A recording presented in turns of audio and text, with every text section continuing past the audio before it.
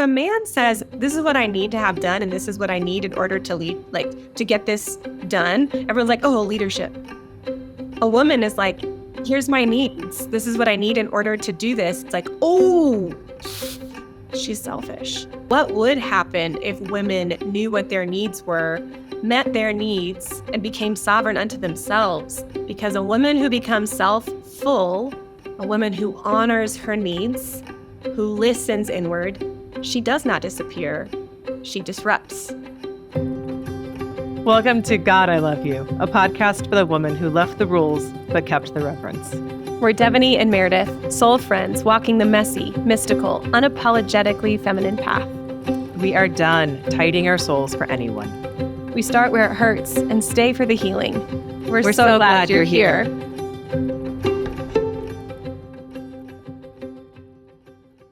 Welcome back to the God, I Love You podcast. This is episode 3, and this episode we're talking about being selfish. It's the question as women we ask all the time. If I need that, if I ask for that, I'm going to be seen as self-centered. I'm going to be seen as selfish. And it's a really important conversation. Before we dive in, we just want to name where we're coming from. What we share here on this podcast comes out of our own lived experience and from the wisdom of people who have shaped us along the way.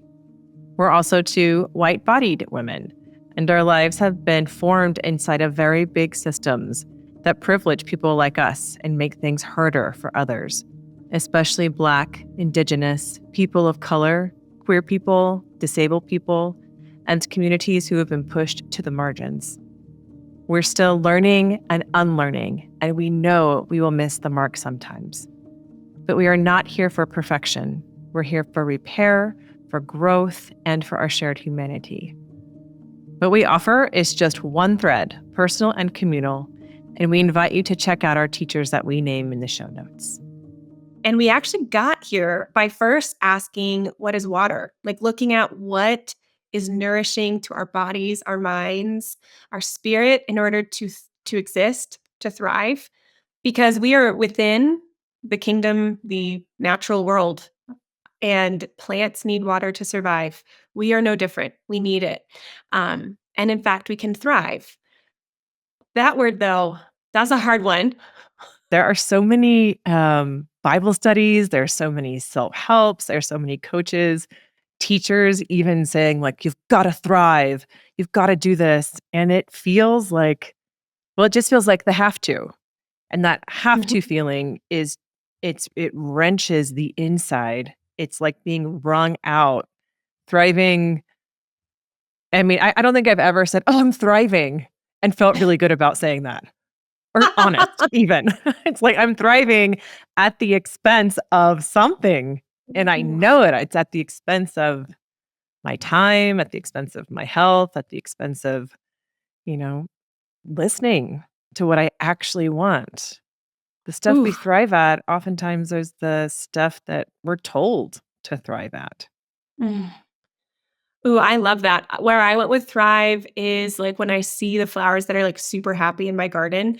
There's like the shriveled up pea plant because snap peas can't grow in Colorado in July.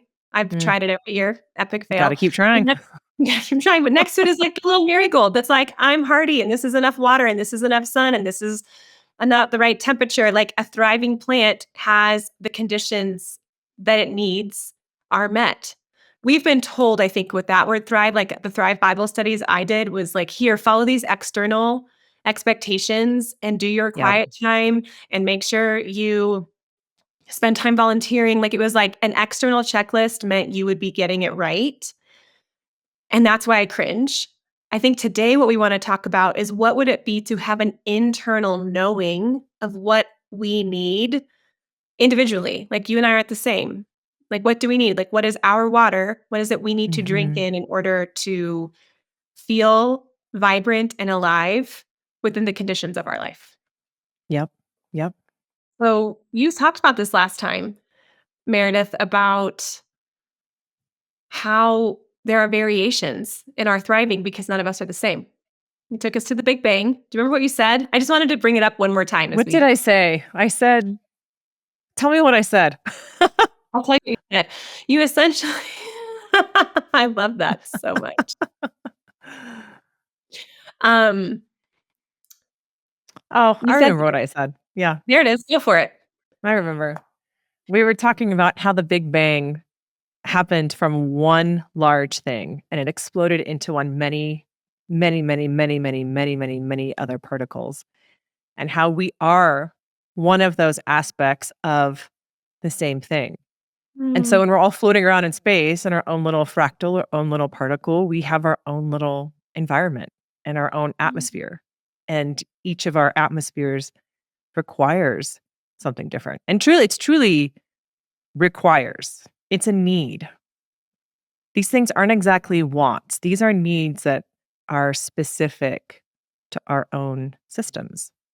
And so whenever we talk about needs and we have this lens of it being selfish for, yes, certainly more women, it seems selfish for us to get into our own need. Um, we have to change the way that we look at that. It's not selfish. It's just truly meeting a need where it is. mm. It's plotting the marigold in the marigold right soil. And what I love about it coming from the same source, like how the Big Bang was one that fractured into many, still all the one, that often there's been a narrative put on me that there's like not enough to go around. That if I'm Mm, doing well, that it means I must be taking up all the water in the universe. So, like, if I'm doing well, you can't be doing well. And it's almost extractive or it's scarcity. And you and I wanted to talk about when as a woman, I often am like, "Oh, if I name what I need and then actually take what I need, I'm gonna be called the self-centered one, mhm. the selfish one." And you have a story, in fact, Meredith, where when you began your journey of inner work, because that's what we're talking about. To understand the particularity of your own vessel means you must know your vessel, know your beingness, right? Like Right. know Devany, Meredith know Meredith, my kids know my kids. You know, like every being is particular, even though we are all one. But when you began that inner journey work, someone said, "Well, won't you become more self-centered?" Remember that? Yeah. Yeah, it was a tough question for me to hear because it was from a beloved Mm, relationship that I have. And the way that I entered into my own inner work was psychologically. And I don't think that's uncommon for where we are in the world. And we have a very European mindset. It's very much mind focused, much less body or heart focused. And so that's how I accessed it. And a lot of that mental work is observing your thoughts. And the more I would observe my thoughts, the more I would be surprised. And there's a whole process you go through with self-observation, especially of the psyche. But yeah, my beloved person said, "Well, aren't you worried that you're going to become more self-centered by using yourself as the means of discovery?" And it gutted me because mm, I thought I was becoming better. I thought I don't mean like better as in like, oh, I was bad and now I'm a good person. I felt more free. I felt like I could see what was really going on. I felt like I could see my role in the world. I felt like I had more compassion for other people. And I asked this person, "Well, have you noticed that?" And they said, "No, absolutely not. Absolutely not." And that was another interesting thing to hear and to receive. But what it makes me realize is that fear is a contraceptive. Other people's fear is a contraceptive to okay, our just own change. oh, okay, you gotta pause. You gotta say that one more time because it is so deeply embodied, even that language, Mm, right? It's blocking the birth of your becoming. So just right. say it. Say it again, please. Other people's fear is a contraceptive. I love how you just said that though. It blocks the birth of your own becoming.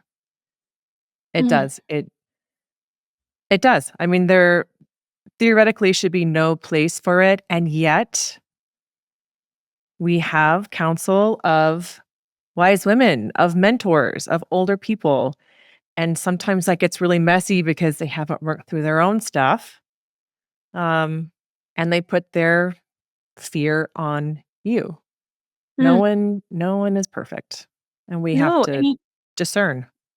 for certain. And what I hear, part of my somatic inner healing journey has been to invite in the voice of kindness, Mm, because I find in the world we live in that is so hypercritical, and because we're in a westernized world where it's really like strive to the top, push your way up to the top. There's a hierarchy here and you have to get to the top. It's very colonizing mm, in its sense of how to be okay. Means I have to push other people down and own other people. And why I say that is inviting the voice of kindness, even in this experience of yours. What would kindness say? And kindness might ask, like, that fear was a projection put on you, and it was offered though in care, which I know you know. Um, the voice of kindness coming in would say, um, why has that become something that women, and I've had older women tell me that a lot. Like, mm. the voice I often hear around, "Ooh, be careful, that's gonna be read as self-centered. That's gonna be read as selfish." Like, I see my aunties looking out for me as a little girl, like, "Don't go after your needs that hard or that obviously. Be careful." Yeah. Right? So there's this older voice of the woman that's like, "You gotta be careful of that." And so you and I have been talking about that. Like, why is there a fear when, because if a man says, "This is what I need to have done, and this is what I need in order to lead, like, to get this done," everyone's like, "Oh, leadership." A woman is like, "Here's my needs. This is what I need in order to do this." It's like, "Oh, she's selfish. She's selfish, and She damn, is she needy. Good God. she's too much." She's in the wandering uterus. That was an alternate name for this podcast. Oh, man, but yet Oh. that fear blocked you from your own becoming. It became Right. the contraceptive, and I think what I'm actually sensing as we talk about this is, there's like a collective experience here for women, is there not? That the fear of moving towards our needs was dangerous, and so it got shut down collectively, I think. And herein lies where I get into systems of power, and like where we look at the collective patterns, like what would happen if women knew what their needs were, met their needs, and became sovereign unto themselves? Well, systems of oppression and systems of um, get in line, get the job done. Women are quietly martyring on behalf of the collective and have been for years. Then they no longer serve the larger system. So Yeah. we better keep them afraid and exhausted and tired and quiet. I think it really speaks to the need to orient yourself in time and space because Mm, as you're talking about these older aunties and just older people in general having grown up in these systems that are now crumbling.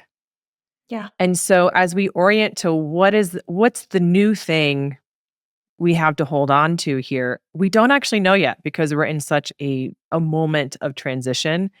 And that's when it becomes incredibly important to go inward and find your own anchor. And that is a process. It doesn't just happen, but it is water. It is Mhm. something that can start by a very small step of, in this moment, what do I need? Like right now, I'm in a cold room. I could probably, I could use a sweater. That's what I need right now so that I can sink more fully into this present moment to be here. Mm, It can start so small. I think you're absolutely correct, because in like that dialogue we went back and forth in, there's this assumption that women moving towards what they need is like being selfish, is going above and beyond, is asking for too much. But it kind of Mm, circles back where you started this podcast, is that, are these preferences or are these needs? Right? yeah. And they've Yep. been named preferences in a lot of ways, but Ooh, Dev, that's a huge point. you think? That is a huge point. Like a woman's needs have been called preferences. Hmm. You think how that is just that's like a mountain of shit rolling down, right? Because if it's not considered a need, then we're considered, extravagant or, Yes. just superfluous. Mm. I think it's kind of critical to like sit in that for a minute not right here and right now, but to remember maybe how these feelings have come up before in your own life. And to see what you talked about last episode, where you had the revelation of, oh my gosh, what if I start hosting myself the way I host other people? Because Mm, hospitality might say the first time around, like, I just know what my guests' preferences are. But in fact, a true like a host is actually saying, what are your needs that I can meet? And if I can get into the nuance of the particularity of you being my guest in my home, that's not just because you're being extravagant. That kind of circles back to understanding that as humans, we have particularities while also mm, having universal, like we have universal needs: food, shelter, water, sleep. Um, and the particularity, as we talked about in an earlier episode, was like, well, I kind of am like, I like a light mist of water right now, or I need like a big, yeah. bubbling Deluge. brook, Yeah. deluge to like fill me up. And I do want to pause around this conversation around needs because I think you and I, understanding where we are in time and space, that there is systemically so many people's needs not being met. And Mm, so I am acutely aware as we talk about needs being inherent to like human dignity. Like our aliveness requires needs of food and water and shelter and sleep and pleasure and freedom. mm, Like these needs are not collectively being met for all bodies right now, particularly in the US where we live, around the world. mm. And you and I had a lot of conversation around this before we started recording this episode because it's very clear that we are white bodied women where a lot of our needs are abso-fucking-lutely met, like, Yeah. period. Yep. Um, and so the question I have been asking is whose needs were denied so that mine could be met in this moment? Generationally, in the particularity of my life, that women of color, bodies of color have been consumed and erased and used generationally in ways that is completely unjust. It's happening right now in real time. Mm, How do we talk about needs without you and I, like, really sitting in the fact of, like, so many needs are not being met? And what do yeah. we do with that? And it's not that we always have the answer, Mm. but it is critical to have an awareness to start. Because once we Mm. start to see it, and your question, Deb, is so potent. Whose needs were not met? Whose needs were erased so that I could have mine? Mhm. And to see again the particularity of each of our needs shows us the particularity of our response to that privilege.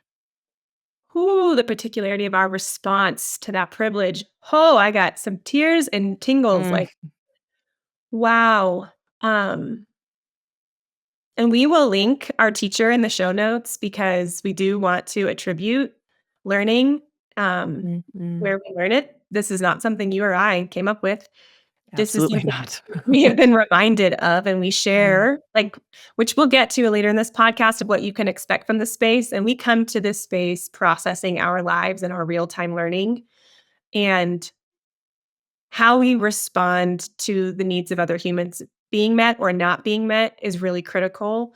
Um, it's in fact kind of where you started of like, no, with the interdependent nature of our nervous systems and our existence and of us with the land and our ancestors and the trees and the divine and everything all in one, one and all. That interdependent nature means it matters how we respond. It really yeah, matters. it does matter. And it requires again the particularity of our response to be made whole again. Little pieces being the whole picture. Mm. You know what? Because you and I both share this like deep desire for social justice and fighting for collective liberation. Because freedom is a need. Mm, Everyone deserves it. What you were saying around knowing the nuance of our own needs being met so that we can show up fully alive in a world that is begging for more aliveness. I do think it matters to tend to Mm, ourselves like a plant so it can be strong and resilient and stand and change things, right? Like yeah. you and I talk about like it changes the narrative when we realize we matter. Like, when we take our own needs seriously, we're declaring that we matter. Oh And God, that's a Dev. big Yeah. statement, That's you a know? big statement. I mean, it's like a big psychological fuck up, right? Because you're, you're like, oh my God. But I've been taught this whole time that I only kind of matter and that I need to be selfless and focus on other people and what they need. And some of that is true. Tend to your sister, to your brother. But you're saying something different here. Yeah, that word selfless, if it's overdone, we talk so much about, and we will continue about equilibrium.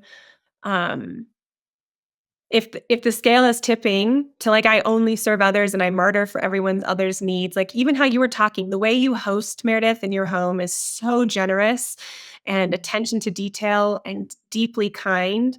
And you found that if you like tip the scale to only, kind of martyr for the needs of others, that you become dried out and burnt out and you dive Mm-hmm. deep into the rotting phase of like I can't keep up with this. So for you to then be like, "Oh, I can host myself. I can tend to my own needs the same way I do others." What? You know? What? I see this so much actually in the way that you host when I come to your house because and you have told me this so that I can expect it. You go, there will be laundry everywhere. The floors will be dirty. And that is because I love myself and I'm spending time doing some great reading, spending time with my kids, taking a yoga class, doing this, that, and the other, because I love myself. And so Mhm. you're not going to see a clean floor, but you will see someone who was well nurtured so that Mm, when I walk in every time to your house, it feels warm and mm, inviting. And I feel like I get you, like all mhm. of you.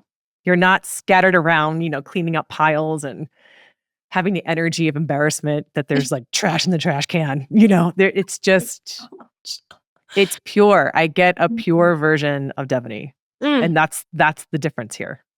mm. Thank you. Mhm. And that has come with time. Um, Kids really undid me. I don't think I recovered from toddlers, so that's okay. And we're Is not anything sacred anymore? technically not toddlers anymore, but I don't think I recovered. But I will say what you just described as like a full self. Like, what if instead of saying selfish, it's self full? And Mm, that has mm. been a really intentional journey that began when I started my somatic healing, like healing where we started episode one of I woke up and said, I don't know who I am in the story of my own life.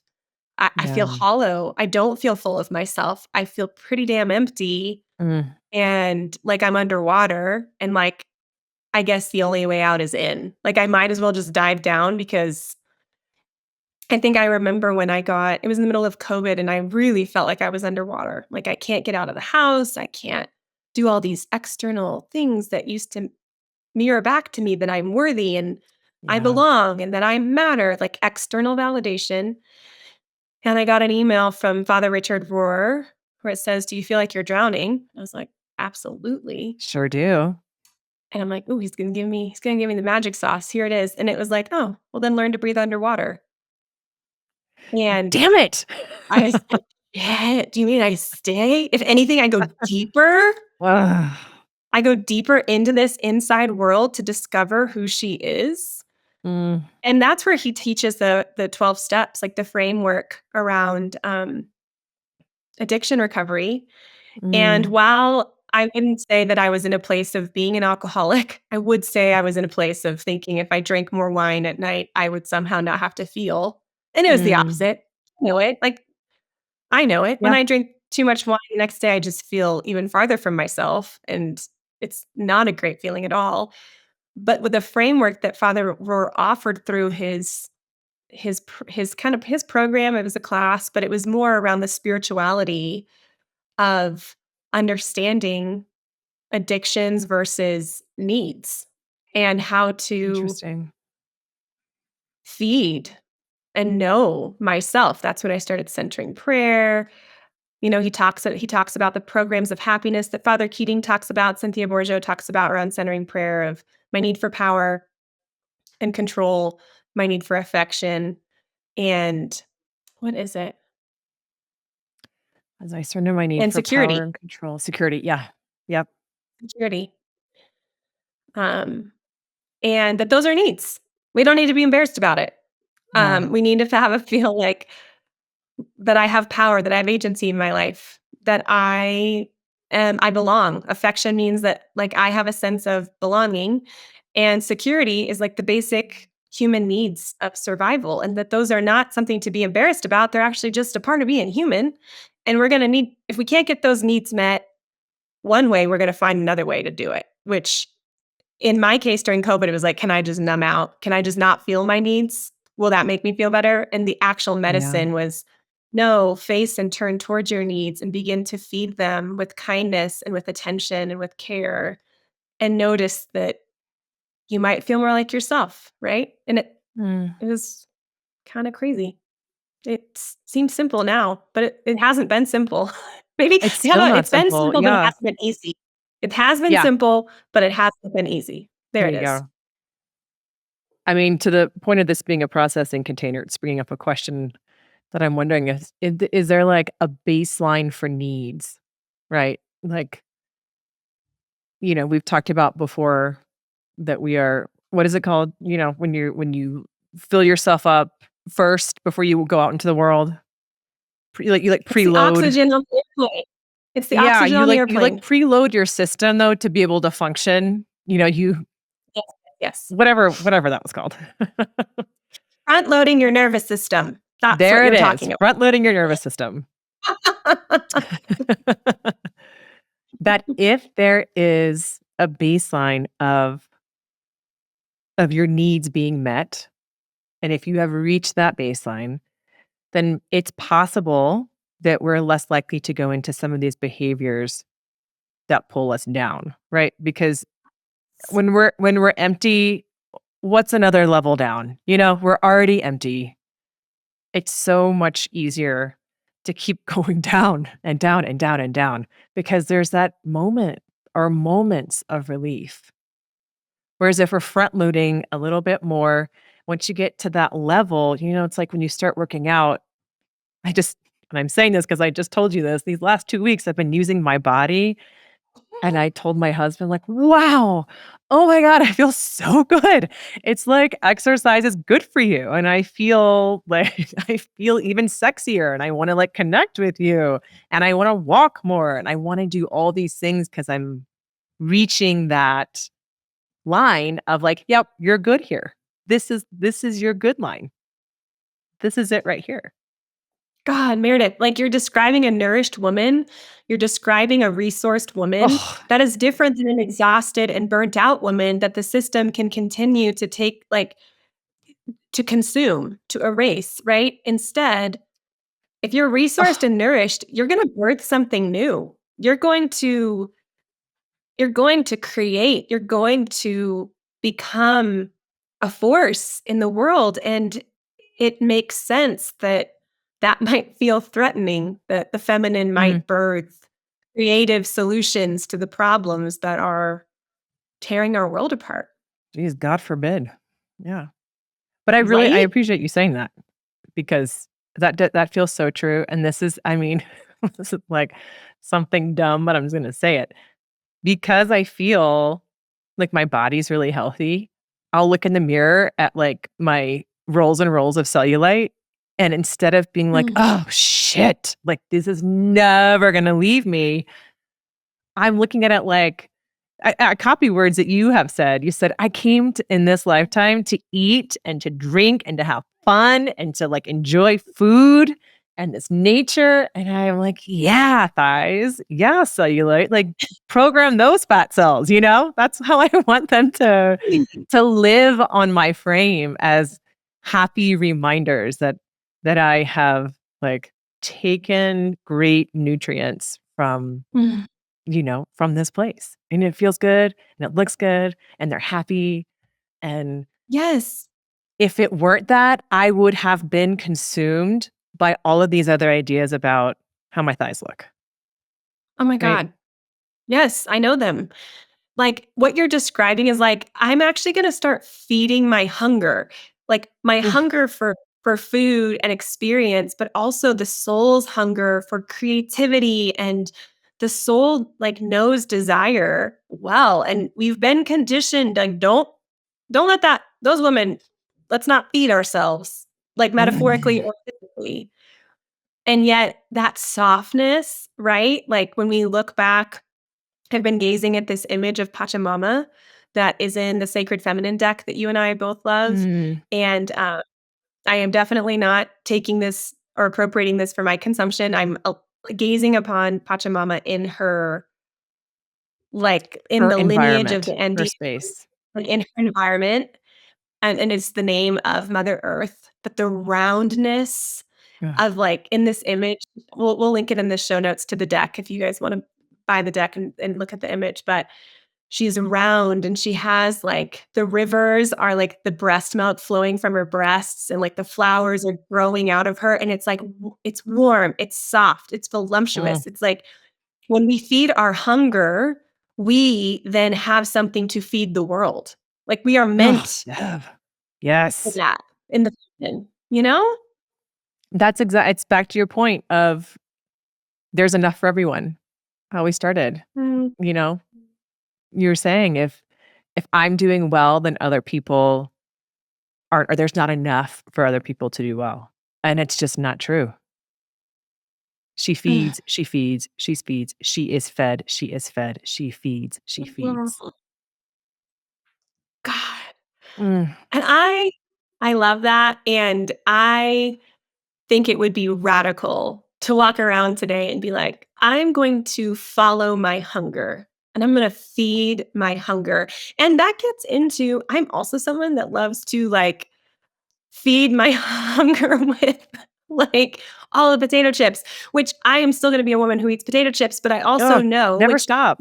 part of that's one of the things I learned, from Kelsey Blackwell's work around what are we choosing it or is it choosing us? Like, what Mm. am I consuming? Am I consuming it like with choice? Like, I am hungry, and so I'm going to eat a full meal with potato chips too? Or am I so dysregulated right now that I'm going to be chosen by, like what Mm. you said, I'm already kind of feeling shitty. So I'll reach for the shitty feeling things because I can't feel shittier than this. Like it's this weird thing psychologically I do. Like if I'm already Right. stressed out, I'll have a couple glasses of wine. The next day I'm like, fuck that. That's way worse. Way But it's worse. an interesting thing with our own hunger.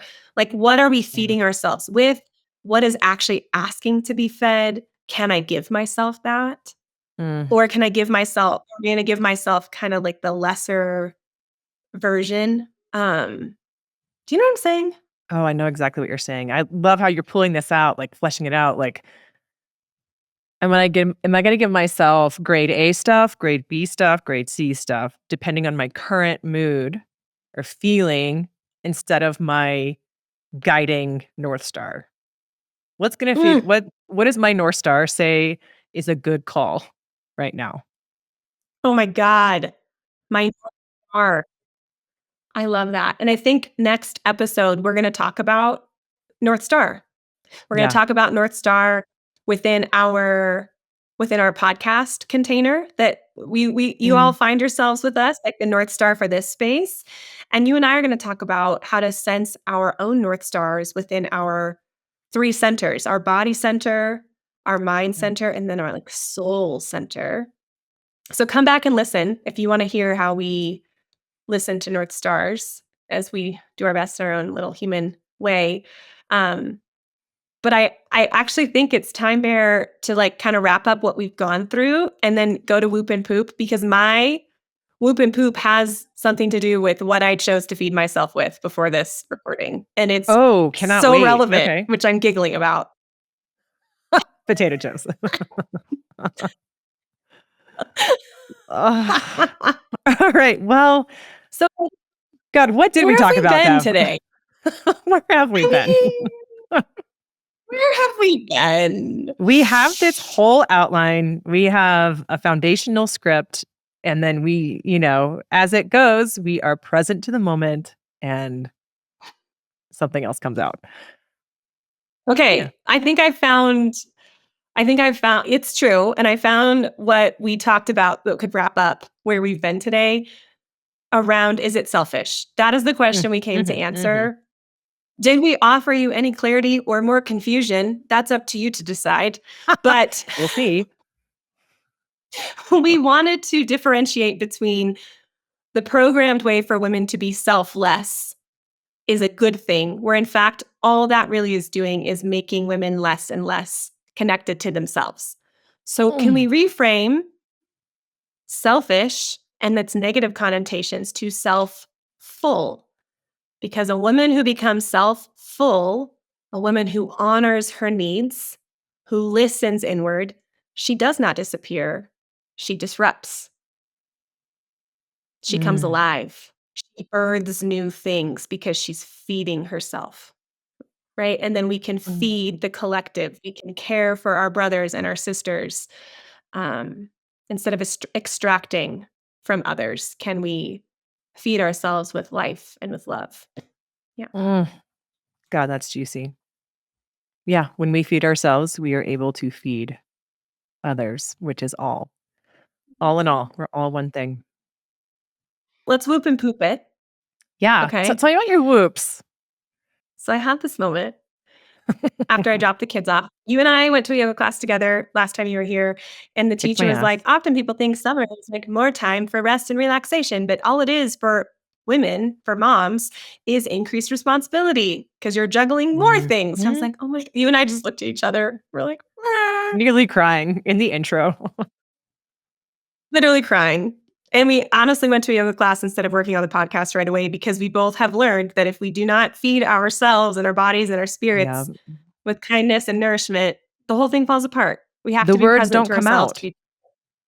Yeah. No, they don't. So before we recorded today, I was driving back from Parker, which is a good, 30-minute drive where I was dropping kids off with my parents, which is such a kindness that they offer. Mm. And I was like, I've been super dysregulated recently because I have so many increased responsibilities and other things going on out of my control. And when I get dysregulated, what I think will solve all my problems is a potato, any form of a potato. You love And papas so bravas, don't you? say that again. What do I love? Papas bravas Oh, papas or bravas. patatas bravas. Do you have a whoop and a poop? I have a whoop. I'm about to use my whoop because I am recording at altitude and I cannot breathe. I cannot breathe. It's really hard to use my voice. So I've been like inhaling these oxygen things. I'll show you. It's like so good. It's amazing. I thought these were such a scam, but you can't see them. It's an ox if you're not watching us on YouTube. But it is it's a stainless steel tank, personal sized tank that weighs nothing, so you don't know if there's actually anything in there, but it helps you breathe. It just gives you a shot of oxygen. That's my whoop. I really appreciate it. Are we sure it's not a scam, friend?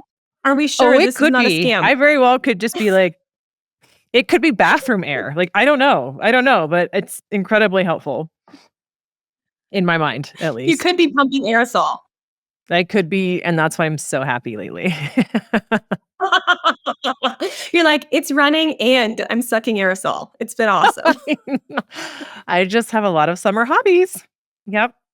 Um, but my poop is a silly poop.